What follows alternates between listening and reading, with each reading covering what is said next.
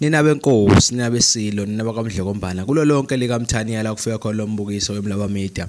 Cela ukuthi mingela ngiphinde nginamukele kwisiteshi esikhulukazi emlaba media.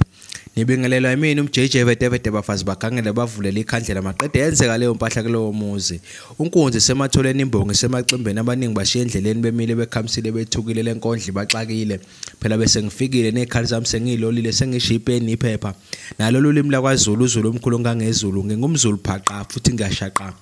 Amafindo bekufasiwe ngiyaqaqa kodwa ke namhlanje aqaqi mina aqaqi ingoma qaqa ngoma nansi ingoma pha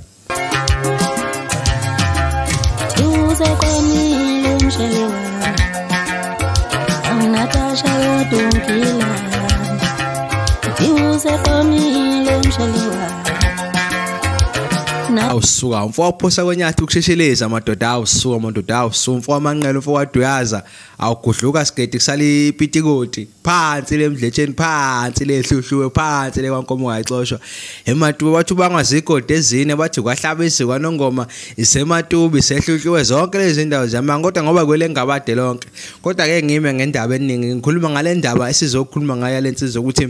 njengoba nazi ukuthi iciko eliwatholayo ngempela ama sponsorship deals nama brand lenkabi lena ayigcini ukuthi inikwe impahla ethiwa sicela usigqokele lezi impahla noma kuthiwe sizokunika ama benefits athize esithi nje for brandhood noma kwakhathi lenkabi kuthiwa sicela ugqoke lezi impahla sizokukhokhela ukuthi uyigqoka akekho umuntu ofika aphiwe impahla kuphinde kuthiwa ngoba zizinhle kangakazibiza kangakasicela aphinde usigqokele siphinde sikukhokhele futhi ngenxa ukuthi kumele aphush impahla ngoba abalandeli bayayithenga manje zafakwa igqokamisha wayesho lo mfowabo wayesho ngizwe emchunu umfo wamchunu wathi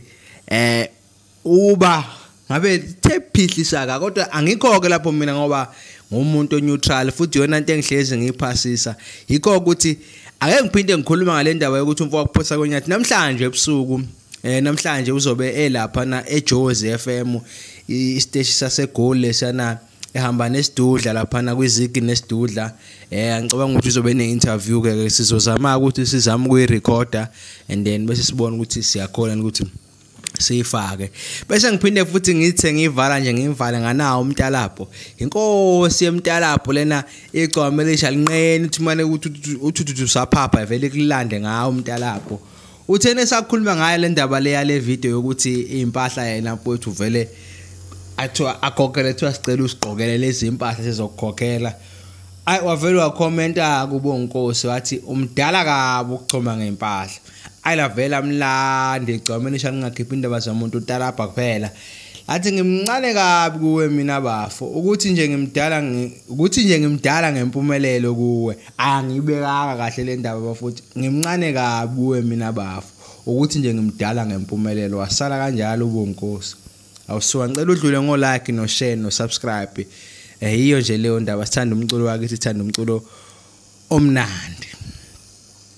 uma washa